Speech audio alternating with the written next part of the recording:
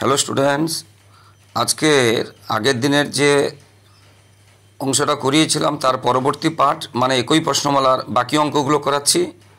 আগের দিন 1 এবং 2 দাগের অঙ্কগুলো হয়েছিল, আজকে 3 এবং 4 দাগের সমস্ত অঙ্কগুলো করাচ্ছি বন্ধুরা। তো যারা আগের দিনের অঙ্কগুলো দেখোনি তারা অবশ্যই দেখে নাও, কারণ আগের দিনের অঙ্কগুলো না দেখলে এই অঙ্কগুলো পুরো নেই। তো দেখতে থাকো বন্ধুরা, আজকের যে অঙ্কগুলো করাচ্ছি। তো এরপরে যেটা আছে এরপরে যেটা আছে সেটা হচ্ছে সরল করতে বলেছে।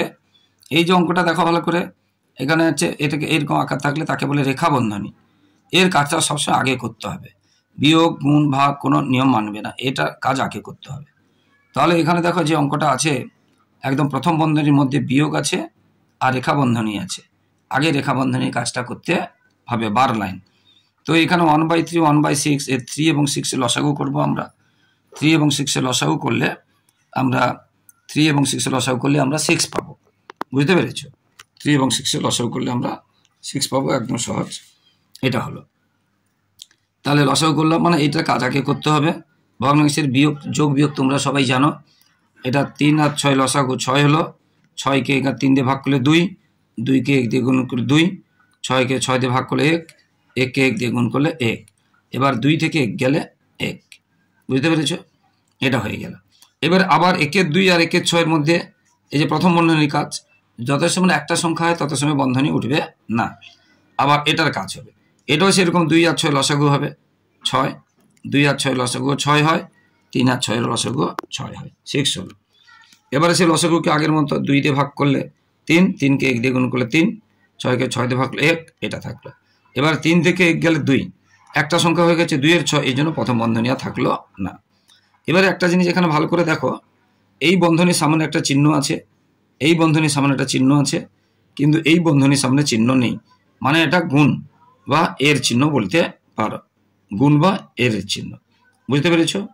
গুণ বা এর চিহ্ন। তো এটার কাজ কিন্তু আগে। বুঝতে পারলে? তাহলে এটা বা এটা গুণ, এটা বা এটা গুণ, এটা এমনি গুণের থেকে আগের কাজ।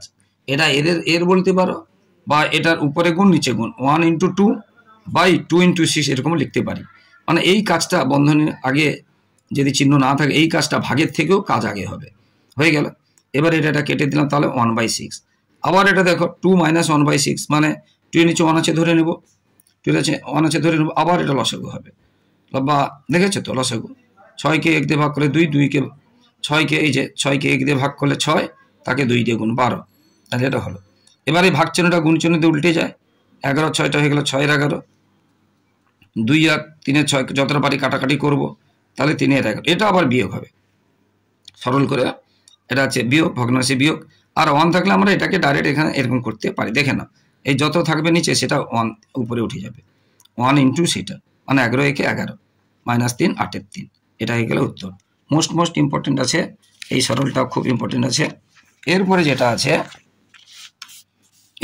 আছে দেখো বন্ধুরা, একটি শহরের বর্তমান জনসংখ্যা দেওয়া আছে, বার্ষিক 4% হারে জনসংখ্যা বাড়ে, পরের বছর কত হবে আর 2 বছর পরে কত হবে, মানে 1 বছর পরে কত হবে আর 2 বছর পরে কত হবে।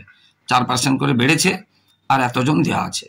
তো এটা আমরা যদি সংক্ষেপে করি, বাড়বে 4%, পার্সেন্ট মানে নিচে 100, গুণ আগে যত ছিল, মানে সংক্ষেপে যদি করি আগে যেটা ছিল এটাই, যে এটা বাড়বে 4%। বুঝতে পেরেছো? প্রথম বছরে বাড়বে 4%, মানে 4/100, গুণ আগে এটা ছিল, গুণ টুন করলে পেলাম 1050, তাহলে ছিল 26,250, বাড়লো কত 1050, তাহলে হবে কত 1 বছর পরে? 1 বছর পরে 26,250 ছিল আর বাড়ছে 1050, হবে কত 27,300, এটা একটা উত্তর। এরপরে এই অঙ্কটাকে এইরকম না করে আবার অন্যরকমও করা যায়, সেটা দেখাচ্ছি। ধরো 4% বেড়েছে, মানে 100 জন থাকলে হবে কত 104 জন, 4% বাড়ছে, 100 জন থাকলে হবে কত 104 জন, 1 জন থাকলে কত, আর 26,225 জন থাকলে কত, সেটা ওই কি নিয়মে হলো। আর এটা কি করেছি, কত বাড়ছে বের করেছি, কত হবে বের করিনি। 4% বাড়লে বাড়বে কত, 4/100 গুণ 26,250, এত বাড়বে, ছিল এত, বাড়লো এত, হলো এত। এটা একটা পদ্ধতি, এটা করতে পারো। অথবা যেটা বললাম, আবার বলছি, এটা করতে পারো, 100 জন থাকলে হবে 104 জন, এটা বাড়েনি, 104 জন বাড়ছে লিখিনি, বেড়েছে, বেড়ে কত হয়েছে? 104 জন বাড়ছে না, বেড়ে হয়েছে। একজন থাকলে কত? 26,200 থাকলে হয়ে গেল প্রথম বছর। তাহলে কত? 27,300। এদিক থেকে পাবো যা, এদিক থেকেও পাবো তা। এর পরের বছর আবার 4% বাড়বে, আবার পরের বছর বাড়বে আবার। তাহলে 100 জন থাকলে বাড়বে কত? 4 জন। তাহলে 4/100 গুণ 1 বছর পরে হয়েছে কত? 27,300।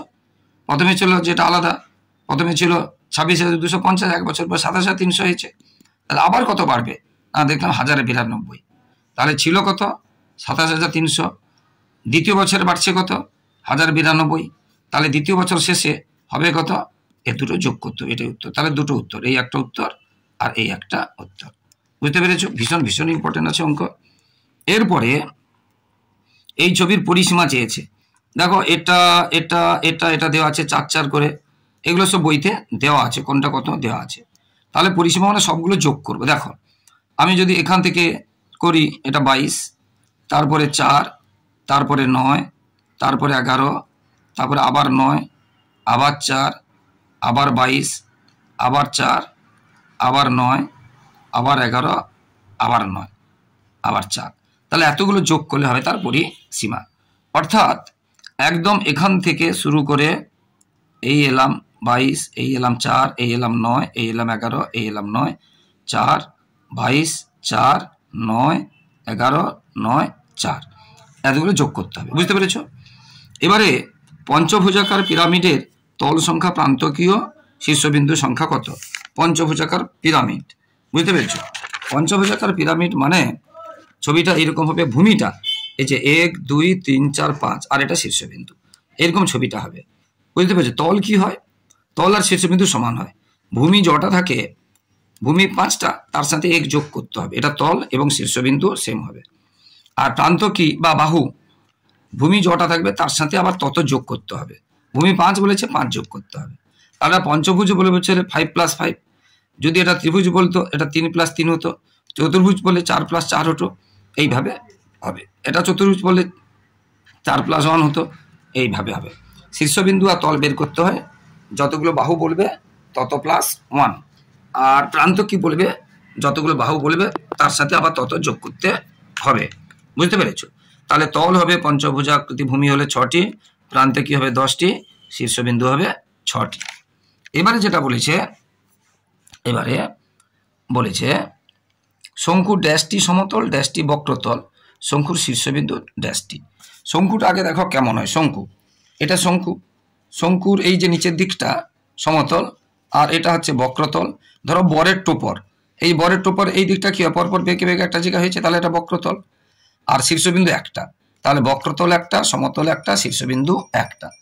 এরপরের প্রশ্ন ছিল আয়তঘনকের উদাহরণ দাও। আয়তঘনকের বই, ইট, বাক্স, এগুলো হচ্ছে আয়তঘনকের উদাহরণ।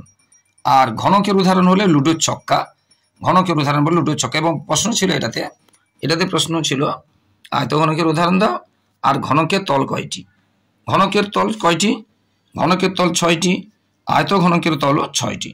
ঘনকের শীর্ষবিন্দু 8টি, আয়তঘনকের শীর্ষবিন্দু 8টি। ঘনকের প্রান্ত কি বা বাহু 12টি, আর আয়তঘনকেরও বাহু 12টি। ঘনক আর আয়তঘনকের তফাৎটা কি? ঘনক আয়তঘনকের মধ্যে সব কিছু এক, শুধু ঘনকের কি হবে, দৈর্ঘ্য প্রস্থ উচ্চতাটা সমান হয়ে যাবে। তো বন্ধুরা, যারা আমার ইউটিউব চ্যানেলটি দেখছো সকলকে অসংখ্য ধন্যবাদ। আর যারা আমার চ্যানেলে নতুন, প্লিজ চ্যানেলকে সাবস্ক্রাইব ও শেয়ার করে একটু সাপোর্ট করো বন্ধুরা। এবং তোমাদের জীবনবিজ্ঞান, ভৌতবিজ্ঞান, অঙ্ক, ইংরাজি, ইতিহাস, ভূগোল সব বই এইভাবে প্রশ্ন উত্তর করে দিচ্ছি এবং সাজেশন উত্তর করা আছে, তোমরা দেখো। এবং 5 থেকে 10 পর্যন্ত করা আছে, শেয়ার করলে তারা উপকৃত হবে। তো এই দিদি এবং ভাই বোনের উপকৃত হবে, তোমরা শেয়ার করো এবং তোমরা নিজেরা ফলো করতে থাকো, সমস্ত বই উত্তর পেয়ে যাবে এইভাবে। সবাই ভালো থাকো, সবার পরীক্ষা ভালো হোক। জয় হিন্দ, বন্দে মাতরম।